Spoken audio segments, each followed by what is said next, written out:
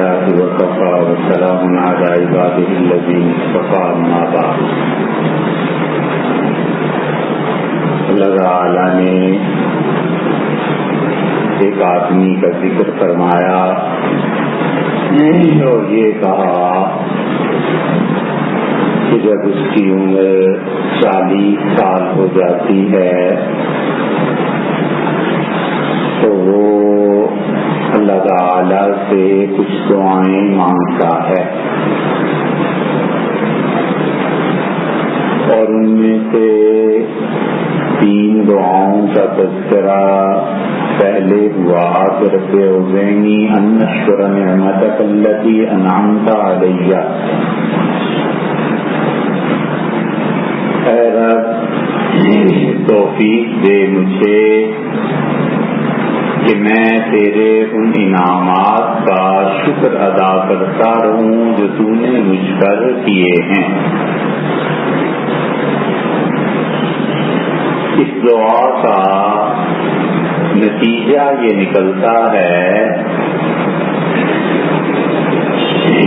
کہ آدمی جب مسلسل اللہ کا شکر ادا کرتا رہتا ہے تو اللہ کی پکڑ اور زوال نعمت سے حفاظت ہوتی ہے.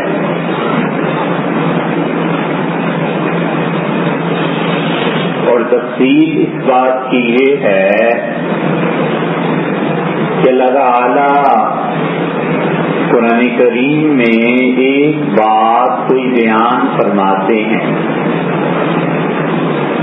اور تفسیر کا اصول یہ ہے کہ اسی بات کو قرآن دوسری جگہ اور کھول کے بیان کر دیتا ہے.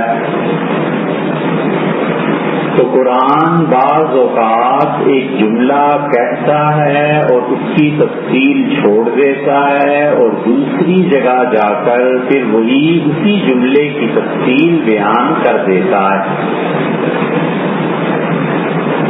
یہاں پر یہ فرمایا کہ وہ دعا مانگتا ہے کہ اللہ مجھے نعمت پر شکر کی توفیق دے. اور دوسری جگہ سورہ مائدہ میں یہ فرمایا کہ ما یفعل اللہ بعذابکم، اللہ کو کیا پڑی ہے، خدا کو کیا ضرورت ہے کہ لوگوں تمہیں عذاب دے، ان شکرتم وآمنتم، اگر تم اللہ کا شکر ادا کرتے رہو اور ایمان لاؤ. تو ایمان اور شکر کو اللہ نے اکٹھا کیا اور کہا عذاب سے بچنا ہے تو 2 کام کرو، ایمان لے آؤ اور شکر ادا کرو. وہاں یہ نہیں فرمایا کہ ایمان لے آؤ اور استغفار کرو. اس سے معلوم ہوا کہ اصل نیکی ایمان کے بعد شکر کرنا ہے. تو جب شکر کرے گا اور ایمان لے آئے گا تو اللہ نے کہا مجھے کیا ضرورت پڑی ہے کہ تمہیں عذاب دوں. تو اس لیے یہ دعا مانگنا جب عمر 40 برس ہو جائے تو 2 چیزوں سے حفاظت کرتا ہے. ایک تو خدا کی پکڑ سے، خدا کے عذاب سے، کہ اس انسان نے خود درخواست کی کہ اے رب اوزعنی ان اشکر نعمتک التی انعمت علی، مجھے توفیق بخش کہ میں تیرے انعامات کا شکریہ ادا کرتا رہوں جو تو نے مجھ پہ عرض کیے ہیں. تو جب شکریہ کی درخواست خود کی اور دوسری جگہ آیا کہ تم شکریہ میرا ادا کرتے رہو تو میں عذاب نہیں دوں گا، مجھے کیا پڑی ہے. تو اس کا مطلب یہ ہوا کہ ایک تو عذاب سے حفاظت ہوئی، اور تیسری جگہ اللہ نے فرمایا کہ دیکھو اگر تم میرا شکر ادا کرتے رہو لأزیدنکم، تو میں اپنی نعمت میں اضافہ کر دوں گا. یہ نہیں فرمایا کہ میں اس نعمت کو برقرار رکھوں گا. مثلا ایک آدمی اللہ کے انعام پہ شکر ادا کرتا ہے تو یہ نہیں ہے کہ خدا اس کو شکر پہ اس حالت پہ قائم رہنے دے. اللہ کہتا ہے میں مزید انعامات کروں گا تاکہ تم مزید شکر ادا کرو. اور دونوں طرح انعام کرتا ہے. تو طرح انعامات عطا کرتا ہے، کبھی اس طرح کہ مقدار بڑھ جاتی ہے اور کبھی اس طرح کہ چیز کی کوالٹی بڑھ جاتی ہے۔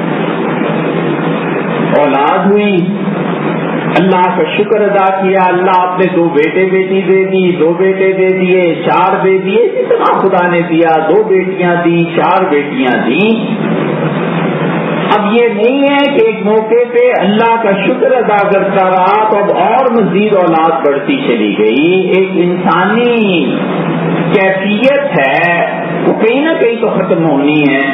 اللہ اس شکر کا تبادلہ یہ کر دیتا ہے کہ اس کے بچوں کو کوالٹی کے انسان بنا دیتا ہے، ان میں وہ خوبیاں رکھ دیتا ہے جو اس بچے کے معاصرین میں ہم عمر بچوں میں نہیں پائی جاتی، تو والدین کے شکر کا نتیجہ اولاد دیکھتی۔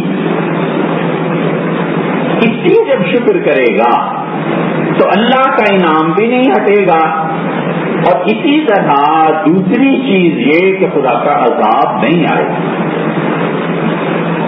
اللہ کا شکر۔ اب رمضان ہے، خدا نے صحت دی، اللہ کا شکر ہے، ادا کرے، روزے رکھے۔ اللہ نے پیسہ دیا، پیسے سے زکوٰۃ ادا کرے۔ حدیث میں آتا ہے کہ رمضان میں امیر المومنین سیدنا عثمان رضی اللہ عنہ جمعے کے دن ممبر پر جب بیٹھتے تھے تو کہتے تھے کہ لوگوں اس مبارک مہینے میں اپنے مال کی زکوٰۃ ادا کرو۔ اس لیے آدمی کو چاہیے کہ 2.5% کے حساب سے اپنے مال کو دیکھے اور جس دن اس کی زکوٰۃ بنتی ہے اس کو ادا کرے، اور زکوٰۃ چاند کے مہینوں سے بنتی ہے، سورج کے مہینوں سے نہیں۔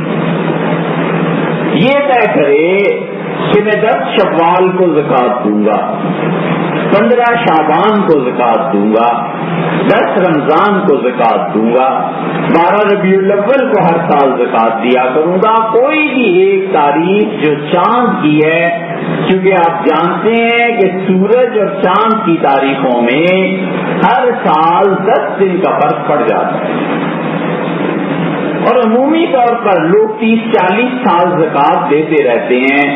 اللہ تعالیٰ اتنی زندگی دے ہی دیتا ہے، تو اگر کوئی یہ کہے کہ 1 جنوری کو زکوٰۃ ادا کروں گا، 10 مارچ کو زکوٰۃ دیا کروں گا، تو 36 سال میں 360 دن ہو گئے، 1 سال کی زکوٰۃ اس کے ذمہ باقی رہے گی، اللہ کے یہاں حساب ہوگا۔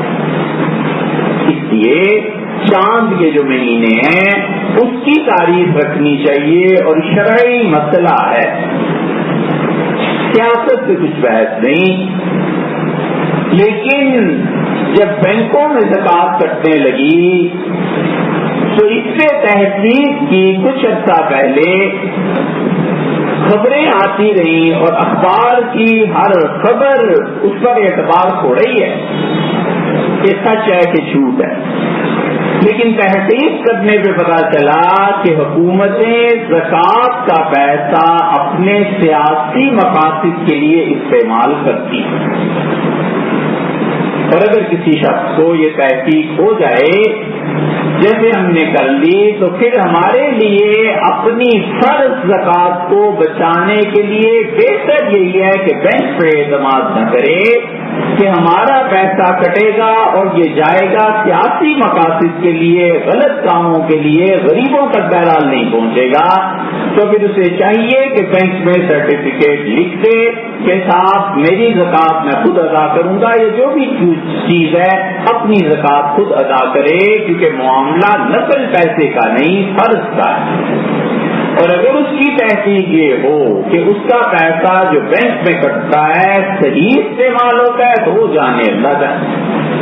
ہم پہ تو صرف اتنا ضروری ہے کہ جو تحقیق سے ایک بات ثابت ہے کہ پیسہ زکوٰۃ کا سیاسی مقاصد کے لیے استعمال ہوتا ہے اور غریبوں کے ہاتھ میں نہیں پہنچتا، تو احتیاط بہرحال اسی میں ہے کہ آدمی اپنی زکوٰۃ خود ادا کرے۔ یہ اللہ کا شکر ہے، مال کے ذریعے کہ اے رب تو نے ایسا نہیں کیا کہ میں زکات لینے والا ہوں بلکہ الٹا دینے والا ہوں، اللہ کی مخلوق کو نفع پہنچانے والا ہوں۔ اسی لیے قرآن بار بار کہتا ہے وَيُقِيمُونَ الصَّلَاةَ، اور وہ لوگ جو نماز قائم کرتے ہیں وَيُؤْتُونَ الزَّكَاةَ، اور زکات دیتے ہیں۔ اللہ فرماتے ہیں یسألونک ماذا ينفقون، یہ آپ سے سوال کرتے ہیں کہ خدا کی راہ میں کیا خرچ کریں، قل اللہ، ان سے کہیے جو تمہاری ضروریات زندگی سے زیادہ ہے وہ لوگوں کو دے دو، اللہ کی راہ میں خرچ کرو۔ دونوں طرف سے ایسے صحابہ اور تابعین رضی اللہ عنہ بھی تھے جنہوں نے پیسے کو جمع کیا اور انہوں نے کہا کہ بابا یہ پیسہ ہے تو نماز بھی ہے، روزہ بھی ہے، دین بھی ہے۔ انہوں نے کہا میں اپنا مال خدا کی راہ میں خرچ کر دوں اور لوگوں سے بھیک مانگوں، اس سے بہتر ہے کہ 4 پیسے میرے پاس ہوں، اللہ کو حساب دینا منظور، لوگوں کے سامنے ہاتھ نہیں پھیلانا۔ یہ موقف بھی ہے، اور وہ موقف بھی صحابہ رضی اللہ عنہ ہی کا ہے کہ جو آتا تھا اپنی ضروریات زندگی سے زیادہ خرچ کر دیتے تھے۔ سفیان ثوری رحمۃ اللہ علیہ کہتے تھے 10,000 سونے کے سکے جن کے متعلق مجھے یقین ہو کہ اللہ کو حساب دینا ہے، میں اپنے لیے رکھوں اور اپنی اولاد کے لیے چھوڑ کے مروں، زیادہ اچھا ہے بجائے اس کے کہ میری اولاد لوگوں کے سامنے ہاتھ پھیلائے۔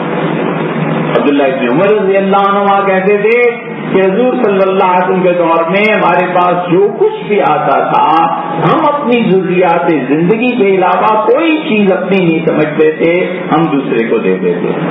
حتیٰ کہ عبداللہ ابن عمر رضی اللہ عنہ کہتے تھے میں نے ایک مرتبہ بکری ذبح کی اور سریت میں ہمسائے کو بھیج دی۔ میں نے کہا اس سے زیادہ ضرورت مند ہے، انہوں نے اپنے ہمسائے کو بھیج دی اور 7 گھروں سے محلے میں ہو کے پھر میرے پاس واپس آ گئی۔ ہر ایک نے کہا میرا پڑوسی اس سے زیادہ ضرورت مند ہے، اسے دے دینا چاہیے، دونوں ہیں اور دونوں صحیح ہیں۔ ایک آدمی کا یہ نقطۂ نظر ہے اور پیسہ جمع کرتا ہے تاکہ میں محتاج نہ ہوں، ہاتھ نہ پھیلاؤں، میری اولاد ہاتھ نہ پھیلائے، بالکل ٹھیک ہے۔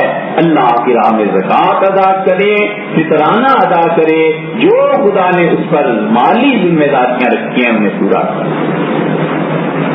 اتنا اہم ہے یہ فرض پورا کرنا۔ ایک بزرگ تھے اور پیسہ جمع کرتے رہے 1 سال۔ مریدوں نے کہا حضرت نے تو کبھی پیسہ جمع نہیں کیا، یہ اس سال کیا ہو گیا؟ تو دوسروں نے کہا کہ حضرت کے مزاج بدل گیا ہوگا، طبیعت میں آیا ہوگا۔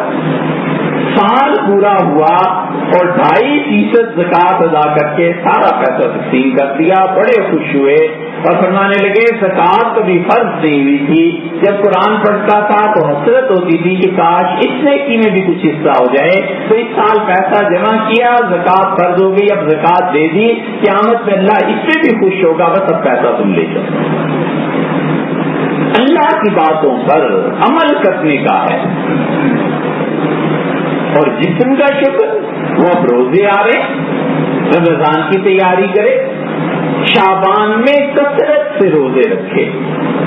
حضرت عائشہ رضی اللہ عنہ فرماتی ہیں میں نے حضور صلی اللہ علیہ وسلم کو دیکھا، شعبان کے علاوہ کوئی مہینہ ایسا نہیں تھا جس میں اتنی کثرت سے روزے رکھتے ہوں جتنی شعبان میں رکھتے ہیں۔ آخری دن کا شعبان کا روزہ ایک شخص کے لیے منع فرما دیا، اجازت اس کو دی جو شعبان میں روزے رکھتا چلا آ رہا ہے، ٹھیک ہے آخری دن بھی رکھ لے، اور منع اس کو کیا جو احتیاطاً کہتا ہے کہ پتہ نہیں آج چاند ہی شاید ہو جائے، چلو ہو گیا ہوگا رات کو، کہیں حکومت نے اعلان نہیں کیا، احتیاطاً ذرا کل کا روزہ رکھ لیتا ہوں۔ حضور صلی اللہ علیہ وسلم فرمایا جو آخری شعبان کا روزہ رکھے اس نے میری نافرمانی کی۔ منع اس لیے فرما دیا کہ لوگوں میں پھر یہ احتیاطی روزہ چل پڑے گا اور لوگ حکومت کے اعلان پر اعتماد نہیں کریں گے، ہر کوئی کہے گا کہ یہ روزہ پہلے ہو گیا تھا، بعد میں ہوا تھا، لڑائی جھگڑا۔ اس سے بہتر یہ ہے کہ آخری دن کوئی آدمی روزہ نہ رکھے سوائے اس کے جو پیچھے شعبان سے رکھتا چلا آ رہا ہے۔ پھر اللہ نے کہا وہ مجھ سے دعا مانگتا ہے، کہتے ہیں اللہ والدیا، اللہ میرے والدین پہ آپ نے جو احسانات فرمائے اے رب اس کا بھی شکر ادا کرو۔ والدین پہ سب سے بڑا احسان اللہ کا ایمان کے بعد یہ ہے کہ وہ اپنی اولاد کو حلال کا رزق کھلائے. یہ رزق حلال جو ہے نا، یہ کوئی 30 سال بعد پتا چلتا ہے کہ اپنی اولاد کو کیا کھلایا تھا. حلال کا کھلاتا رہے، اولاد سے اللہ نیکی کا کام لے لیتا ہے. حرام کا کھلاتا رہے تو بس پھر اللہ ہی معاف کرنا. عمر گزر جاتی ہے اور حلال کا رزق پھر اپنی برکات، اپنے اثرات مرتب کرتا ہے. اور اللہ جس درجے میں بھی جس دین کا کام لیتا ہے، یہ حلال کی غذا ماں باپ کی کھلائی ہوئی بنیاد بن جاتی ہے. اس لیے خود سے کیا نیکی کرنی ہے، کیا علم ہے، کیا تقویٰ ہے، کیا دینداری ہے، یہ پچھلے پشت ماں باپ کی کمائی ہے کہ انہوں نے حلال کا کھلا کر کسی قابل کر دیا. اگر وہ نہ کھلاتے تو اپنا کیا تھا. ہر آدمی کا یہی حال. ایمان کے بعد انہوں نے غربت میں جیسے بھی حلال کا کھلایا اپنے بچوں کو، اللہ ایسی ایسی برکات سے نوازتا ہے کہ آدمی دیکھنے والا دنگ رہ جاتا ہے کہ کل کیا حال تھا، آج کیا حال ہے. ایک وقت آتا ہے جب اس حلال رزق کی برکت کی وجہ سے اللہ اپنے طرف سے رزق کے دروازے کھول دیتا ہے، خرچ کرتا ہے اور پتہ نہیں ہوتا کہ کتنا خرچ کرتا ہے. ماننا عمل صالحا ترضا، تیسری دعا مانگتا ہے اور کہتا ہے اے رب میں نیکی کے اعمال کروں جن سے تو راضی ہو جائے. بڑا آسان طریقہ ہے بھئی اللہ کو راضی کرنے کا. ساری باتوں کا خلاصہ ایک جگہ حضور صلی اللہ علیہ وسلم نے فرما دیا. آپ نے کہا جب آدمی سوچ اور فکر میں لگ جاتا ہے کہ میں اللہ کو خوش رکھوں، یہ بادشاہ شہنشاہ حقیقی مجھ سے خوش رہے، تو اللہ کہتا ہے اپنے فرشتوں سے میرے اس بندے کا نام لکھو، یہ اب اس خیال میں ہے کہ وہ کام کرے جس سے میں راضی رہوں، تو میں اپنے بندے کو ضرور توفیق دوں گا ایسے کاموں کی جس سے میں راضی ہو جاؤں. اور یہ فکر کرتا رہے، سوچتا رہے کہ میں کیا کام کروں جس سے اللہ خوش ہوتا ہے، اللہ راضی ہوتا ہے. اور اللہ راضی ہوتا ہے اس وقت جب انسان انسانوں کے کام آتا ہے، جب انسان انسانوں کی عزت کرتا ہے. سالن آپ نے پکا ہوا دیکھا ہے، جتنا بھی اچھا پکائیں اگر تری اس میں سے اوپر سے نکال لیں تو پھر سالن کا ذائقہ بھی تبدیل ہو جاتا ہے اور رونق بھی نہیں رہتی.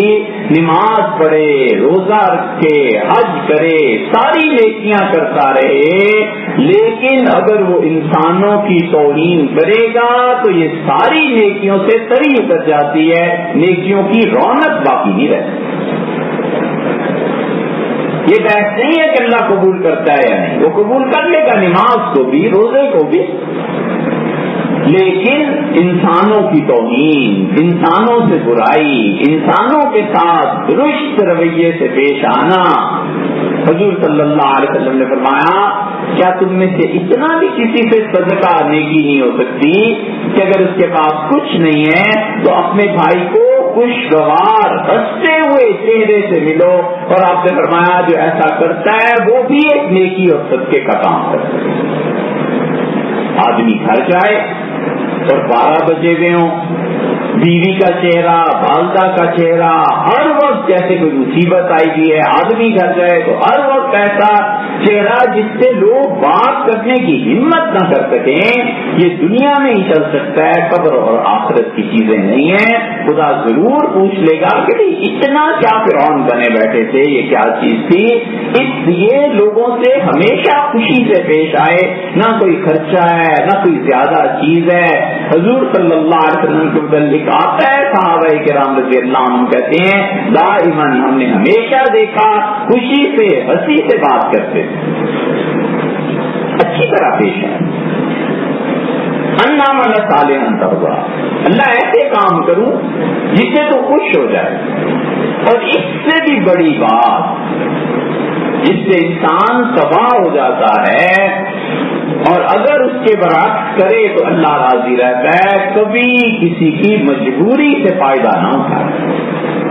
حضور صلی اللہ علیہ وسلم نے فرمایا اگر تم کسی کی مجبوری سے فائدہ اٹھا کر سودا کرو گے تو اللہ اس میں سے برکت کو اٹھا لے. ایک آدمی پہ مشکل وقت آ گیا، تو کہتا ہے یہ موٹر سائیکل بیچتا ہوں، ہے تو مارکیٹ میں یہ 50,000 کا نہیں گاہک مل رہا، مشکل ہے، آپ 25 میں لے لیجئے. آدمی سمجھتا ہے کہ بڑا اچھا سودا ہے، 25 میں لے لوں، پیسے بچ گئے. ایسے نہیں ہے، شریعت کہتی ہے کہ 50 کے 49 کر سکتے ہو، 50 کے 51 کر سکتے ہو. یہ نہیں ہو سکتا، یہ ظلم ہے.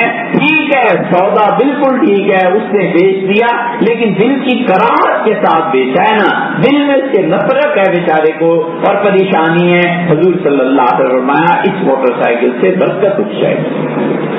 جب برکت اٹھے گی عین ممکن ہے ایکسیڈنٹ ہو جائے. جب برکت اٹھے گی تو عین ممکن ہے کہ اس موٹر سائیکل سے وہ فائدہ نہ حاصل ہو سکے جس مقصد کے لیے خریدا گیا ہے. تو اس لیے یہ جو لوگ ایسے سودے کرتے ہیں کہ کسی کی مجبوری ہے، اس مجبوری سے فائدہ اٹھا لیا، یہ تعلیم حضور صلی اللہ علیہ وسلم نے نہیں. ایک صحابی رضی اللہ عنہ نے اپنے نوکر کو پیسے دیے اور کہا کہ گھوڑا خرید لاؤ. وہ مارکیٹ گیا اور ترکی گھوڑا خرید لایا اور کہا حضرت یہ میں نے 500 کا یا 600 کا اتنے میں خریدا ہے. تو صحابی رضی اللہ عنہ جلدی سے اٹھے اور کہنے لگے بیچنے والے کا پتہ تو ہے نا؟ اس نے کہا جی. فوراً بازار گئے، اس کو ڈھونڈا، پھر وہ مل گیا. تو اس سے کہنے لگے کہ یہ آپ کا گھوڑا جو ہے اس کی کیوں بیچنا ہے؟ اس سے کہا حضرت مجبوری ہے. تو فرمانے لگے اس کی قیمت مارکیٹ میں 1000 سے کم نہیں. اس کا حضرت ایسے ہی ہے، 1000 روپے اسے دیے اور لے لیا گھوڑا اور کہا میں نے حضور صلی اللہ علیہ وسلم سے سنا تھا کہ جو دوسروں کی مجبوریوں سے فائدے اٹھاتے ہیں خدا اس چیز میں برکت ہی اٹھا دیتا ہے جو اس طرح سے خریدی جاتی ہے. گھر خرید لیتا ہے، رہنا نصیب نہیں ہوتا، اولاد میں وراثت آ جاتی ہے، جھگڑے پڑ جاتے ہیں، کیا کیا چیزیں ہوتی ہیں. یہ کام ہے در حقیقت انسانوں کی قدر کرنے کے، انسانوں کے ساتھ مل جل کے رہنے کے. انسان مر جاتا ہے تو پھر ہمیں یاد آتا ہے کہ کتنا اچھا تھا، کیسا تھا اور زندگی میں اس کے ساتھ کیا کرتے. یہ چیز اللہ کو ناراض کرنے والی. اس لیے انسانوں کی قدر کرے، ماں باپ، بہن بھائی، حتیٰ کہ معذور آدمی اس کی بھی قدر کرے. یہ نہ جانے کہ معذور ہے لہذا یہ ہے. سیدنا عمر رضی اللہ عنہ گزر رہے تھے اور ایک کوڑ والے کو دیکھا اور فرمایا اس پہ اللہ کے انعام پہ غور کرتے ہو؟ لوگوں نے کہا حضرت اس پہ کیا اللہ کا انعام؟ ہاتھ پاؤں جھڑ گئے، کوڑ ہو گیا. فرمایا یہ جو کچھ کھاتا ہے اور جسم سے نکل جاتا ہے یہ تھوڑا اللہ کا انعام. نگاہ چاہیے عبرت کی. اس لیے اللہ کہتا ہے کہ وہ کہتا ہے نام اللہ صالح کر رہا. اللہ اب 40 سال کا ہو گیا ہوں، اے رب مجھے توفیق دے ایسے کام کروں جس سے تو راضی ہو جائے. باقی آئے انشاءاللہ.